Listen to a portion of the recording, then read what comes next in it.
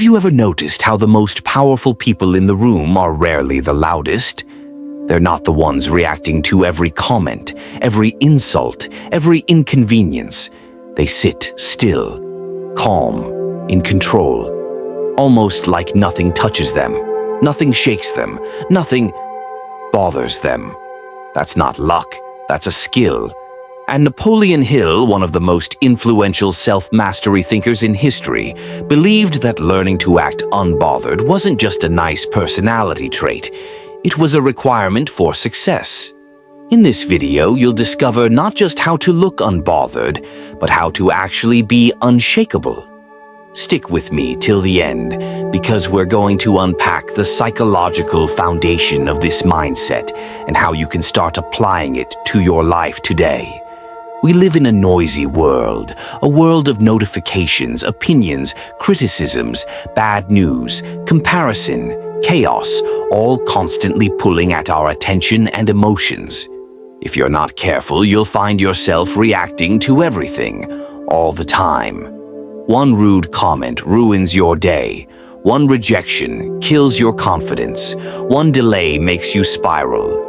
And you start to live in a state of emotional vulnerability, always on edge, always shaken, always exhausted. Napoleon Hill saw this clearly almost a century ago. He said, "Self-discipline begins with the mastery of your thoughts. If you don't control what you think, you can't control what you do." And that's the core of it. If you want to stop being manipulated by life, by people, by negativity, you have to build emotional immunity. And the way to do that is to act and eventually feel unbothered. But this doesn't mean you become emotionless or fake or cold. Being unbothered doesn't mean you ignore your emotions. It doesn't mean you suppress your pain. It doesn't mean you pretend like nothing ever goes wrong. And it definitely doesn't mean you avoid hard conversations.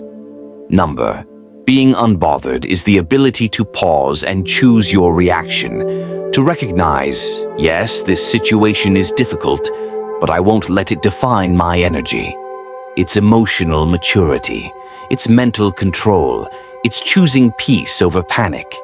And that's exactly what Napoleon Hill taught in his deep work on definiteness of purpose, self-discipline, and mastery of the subconscious mind.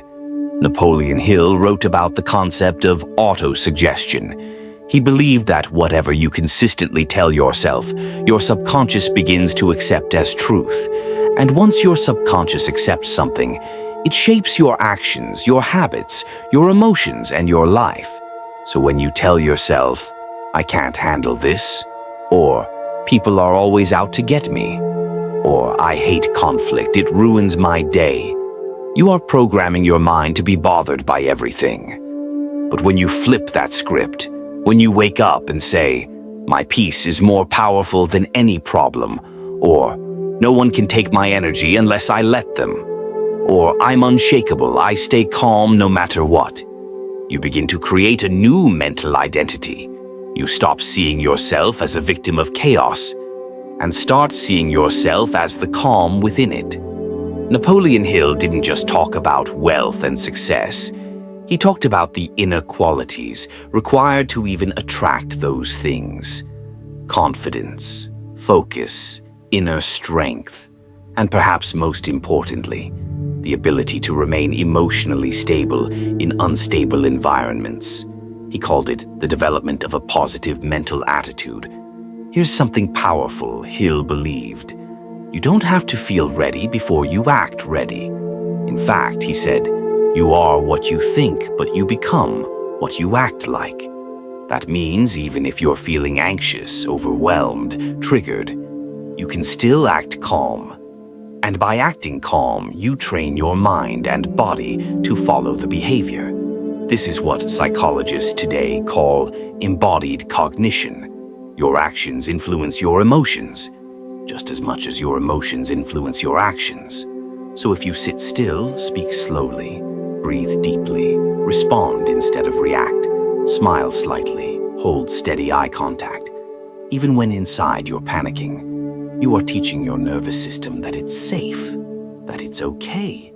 that you are in control, and over time, you will no longer be acting. You will become what you practiced. Imagine someone insults you in front of a group. Your instinct might be to get defensive, raise your voice, snap back, get flustered and embarrassed. But what if instead you just smiled calmly and said, "Thanks for your opinion," and changed the subject?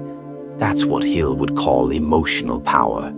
You've just shown that their words don't control your mood, that you don't need external validation, that you're centered in your own self-worth, and everyone watching notices.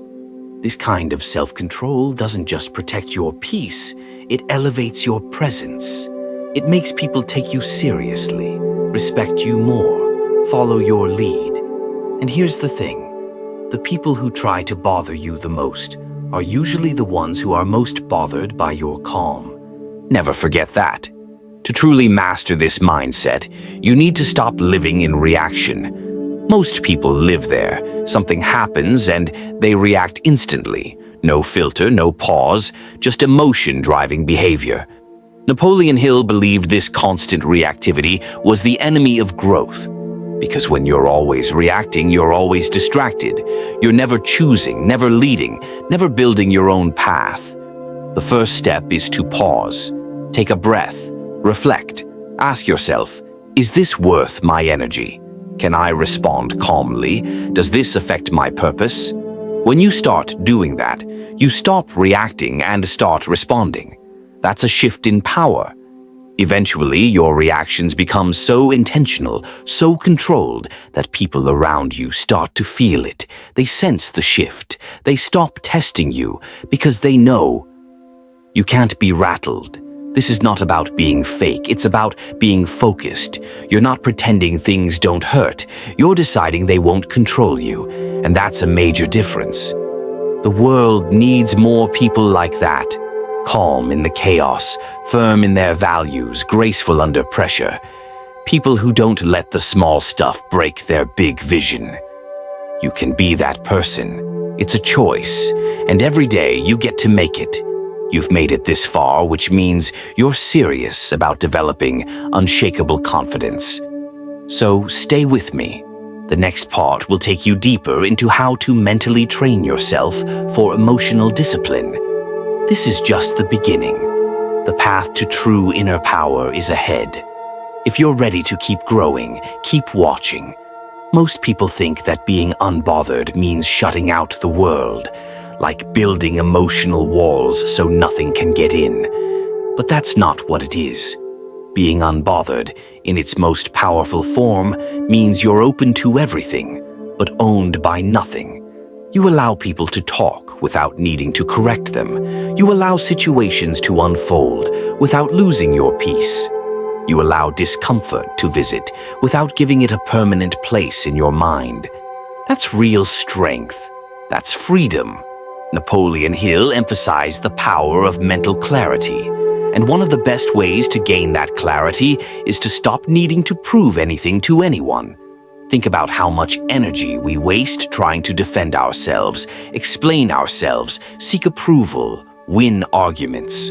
All that emotional noise. It steals your focus, it drains your willpower, and it pulls you away from your higher self. The truly powerful don't chase validation. They're not playing a game of who's right. They're playing a deeper game of who stays grounded, who keeps their purpose in sight, who builds a legacy while others chase applause. That's what Hill meant when he said, "You are the master of your destiny. You can influence, direct, and control your own environment. You can make your life what you want it to be. But first, you have to protect your inner environment. Let's say someone cuts you off in traffic. Your instinct is to get angry, maybe honk, maybe yell, maybe speed up and get back at them. But what if you paused? What if you said, "That's not worth my energy today"? That decision, simple as it seems, is a sign of mental elevation. It means your peace matters more than your ego. Here's a deeper truth. The more successful you become, the more life will try to test your emotional stability. The more you rise, the more criticism you'll face. The more visible you are, the more temptation there will be to react. But if you can train yourself, like Hill taught, to respond with silence, grace, stillness, you become untouchable. That's why he spoke so often about having a definite purpose. When you know where you're going, you stop reacting to every distraction. You stop getting pulled into every drama, every debate, every emotional detour. You protect your focus like it's sacred, because it is. Acting unbothered is not about ego. It's about efficiency. It's about conserving your most valuable resource, your mental and emotional bandwidth, for what actually matters. You've probably heard the saying, don't sweat the small stuff. But Napoleon Hill would take it further. He would say, stop sweating anything that doesn't align with your purpose. That includes people's opinions, temporary discomfort, petty arguments, delays, rejections, all of it. He believed that success wasn't an accident. It was the result of deliberate emotional and mental choices made consistently, especially when things got hard. So ask yourself right now, who or what has the power to steal your peace? Whose words echo in your mind hours after they're spoken? What little frustrations ruin entire days for you? And most importantly, are they worth it? Because the more you practice emotional discipline, the more you realize how little of it actually matters. Most people are just projecting their own chaos. Most situations are just temporary waves. Most insults are more about them than you. And when you stop reacting, you stop feeding that fire. Silence becomes your strategy. Calm becomes your weapon. Presence becomes your power. There's a story told often about a samurai warrior who was known for never losing his temper.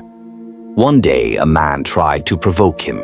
He insulted the samurai's family, mocked his skills, even spat in front of him. The samurai remained still, unmoved. When asked later why he didn't react, the samurai said, "If someone offers you a gift and you do not accept it, to whom does it belong?" That's the mindset of the unbothered. Napoleon Hill's wisdom teaches us that everything begins with thought. But it doesn't end there. Thoughts must be trained.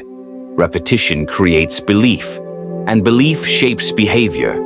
So if you want to become unshakable, you have to build the habit of stillness in thought, word, and action. This is not easy, especially in a world that celebrates loudness, reaction, and speed.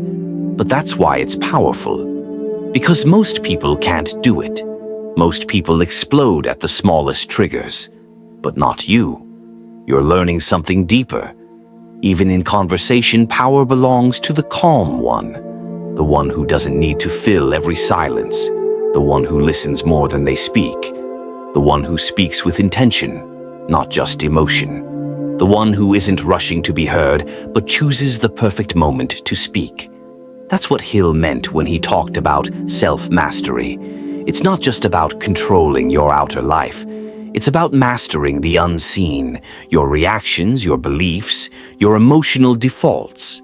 So the next time life throws you something annoying, pause, feel it, accept it, then respond like someone who is in charge of their story. Say to yourself, "This is just another test, and I don't fail tests. I stay grounded, I stay focused, I stay above it." You are not your emotions. You are not your triggers. You are not your past reactions. You are the awareness behind all of that. And once you remember that, you take your power back. Keep watching. The deeper layers of unshakable mindset are just ahead. Think for a moment about how often people overreact to things that don't deserve that kind of power. A missed call, a delayed message, a minor mistake, a stranger's opinion. And suddenly, their entire mood shifts. Their whole day is affected. That's the cost of emotional immaturity. Napoleon Hill understood that emotional maturity is not about never feeling things. It's about knowing how to process those feelings without letting them control your actions. You feel the emotion, yes, but you don't become it. He talked about emotional control, not as a bonus skill, but as a key to achievement. In Think and Grow Rich, he emphasized that thoughts charged with emotion are what shape our lives. But that means we need to choose which emotions we give energy to. Anger, jealousy, insecurity, fear. These emotions might feel powerful in the moment, but they rarely lead us where we want to go. They blind us, exhaust us, and disconnect us from our goals. On the other hand, emotions like calm, confidence, clarity, and patience, those are the real power sources. And you don't find them by chance. You create them through discipline. Imagine waking up every day with one clear goal. Protect your peace. That's your mission. No matter what happens today, no matter who tests you, no matter what goes wrong, your inner calm is non-negotiable. You don't owe anyone your emotional energy. You don't need to react just because someone expects you to. Napoleon Hill called it definiteness of purpose. And that includes being definite about your emotional state. You decide how you want to feel. You decide what kind of energy you carry. You decide what gets your attention. This is a mindset, a way of being. And the more you live it, the more others feel it. They sense that you're not easily moved, that you're not desperate for approval, that you won't crumble under pressure, and that changes how they treat you. Weakness attracts manipulation. Calmness commands respect. It's not about being perfect. It's about being intentional. Every single time you choose stillness over rage, presence over panic, dignity over drama, you are sculpting your character into someone truly powerful. And let's be honest, not everyone will like it. Some people are addicted to chaos. They'll try to provoke you just to feel control. They'll poke at your calm just to see if it's real. But when they see that their noise doesn't move you, they'll either walk away or level up to match your energy. That's the hidden gift of being unbothered. You either repel what drains you, or you inspire it to rise. Napoleon Hill believed that successful people don't waste energy explaining themselves to small minds. He said, deliberately seek the company of people who influence you to think and act on building the life you desire. And that includes not giving emotional space to people who don't deserve it. So the next time someone tries to pull you into an argument, a pointless debate, a drama-filled exchange, remind yourself their chaos is not your responsibility. Your peace is. One powerful exercise Hill taught was the power of daily autosuggestion, repeating affirmations that rewire your subconscious. Here's one you can start with. I am calm. I am clear. I am in control. Nothing external controls my internal state. Say it every morning, every night. Say it until it becomes your truth. And when you feel the heat rising, when you feel your patience slipping, when the world feels like too much, return to that affirmation. Let it anchor you. Let it reset your mind. Over time, you'll find that you're no longer pretending to be unbothered. You truly are, and people will notice. Opportunities will come. Doors will open. Because the world rewards those who lead themselves first. And emotional self-leadership is the highest form of personal growth. Here's a secret Hill understood. Energy attracts energy.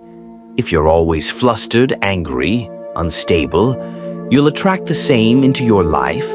But if you're centered, grounded, disciplined, you'll begin to magnetize peace, clarity, and meaningful success. So when people ask, how do you stay so calm? You can smile and say, I trained for this. It's not magic. It's not luck. It's a decision made over and over again until it becomes who you are. And as you continue on this journey, remind yourself of something powerful. You don't have to attend every argument you're invited to. You don't have to fix every misunderstanding. You don't have to make everyone like you. You just have to live in alignment with your values, protect your energy, and stay focused on what matters most, because in the end, the person who controls their emotions controls their life. This is just one level of self-mastery, but if you keep watching, we're going deeper. When you start practicing emotional stillness, something interesting happens. You begin to feel a kind of quiet confidence rising within you. Not the loud, aggressive kind that needs to be noticed, but the kind that speaks through your presence, through your poise, through your ability to hold steady when others fold. That's when you realize strength was never about force. It was always about discipline, and it's this inner discipline that Napoleon Hill saw as a gateway to personal power. Every day you choose not to react blindly, you strengthen that muscle. Every time you let go of needing to control others and instead choose to control yourself, you rise. This kind of growth isn't always visible on the surface. You won't get applause for not snapping back. You won't trend for walking away from drama. But something more important happens. You gain respect. Not just from others, but from yourself. Self-respect is born in those moments when you act in alignment with your higher self. When you choose peace over pettiness. When you stop arguing with reality and start focusing on what you can build instead. Think about how most people operate. Their energy is constantly hijacked. One negative comment can ruin their entire mood. One rejection and they spiral. One failure and they give up. But you're learning something different. You're learning to be grounded like a tree. Storms may come, but you don't move. People may misunderstand you, but you don't explain. Circumstances may shift, but your mindset stays rooted. That's a rare kind of power, and it attracts a rare kind of life. Hill believed that everything you attract starts with the vibration you carry. If you walk around irritated, offended, and reactive, life mirrors that back. But if you carry stillness, confidence, and presence, the world starts to move differently around you. This doesn't mean you won't feel things. You will, but you'll process them, not project them. You'll observe them, not obey them. You'll notice the emotion rising and you'll gently remind yourself, this is not who I am. This is just a passing cloud, and I choose not to chase it. The more you practice this, the faster you return to center. And that's the goal, not to be numb, but to be so self-aware that nothing has power over you unless you allow it. And let's talk about judgment, one of the biggest triggers for most people. The fear of being judged, misunderstood, disliked. But here's the truth. People will judge you no matter what. Whether you're silent or outspoken, confident or reserved, ambitious or content. So if judgment is inevitable, why not be judged while being true to yourself? Don't trade your peace just to fit in. Don't shrink just to be accepted. You don't need everyone to understand you. You just need to understand yourself. Deeply, clearly, unapologetically. That's why Hill spoke about having a definite chief aim. Because when you have direction, distractions lose their appeal. You stop getting dragged into meaningless arguments, emotional outbursts, or gossip. You're too busy building. You're too focused on becoming. And that makes you unbothered by default. When you're living with intention, your silence becomes strategic. Your reactions become measured. Your energy becomes sacred.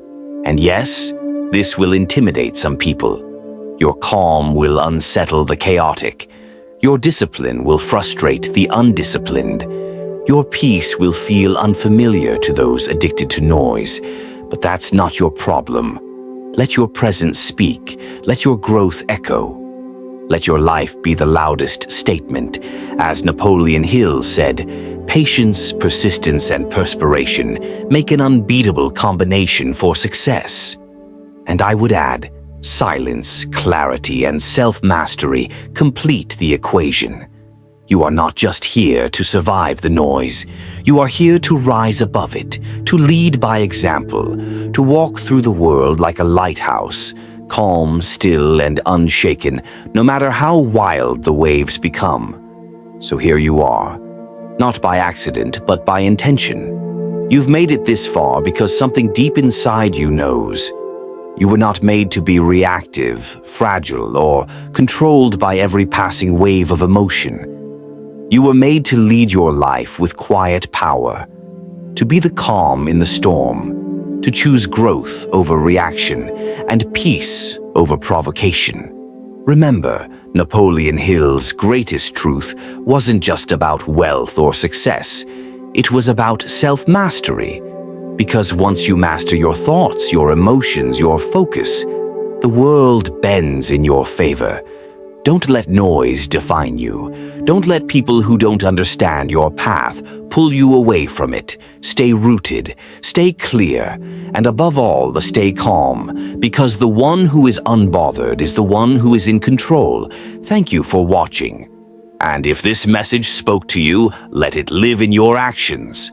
Subscribe Cognit Haven for more depth, insight, and real transformation.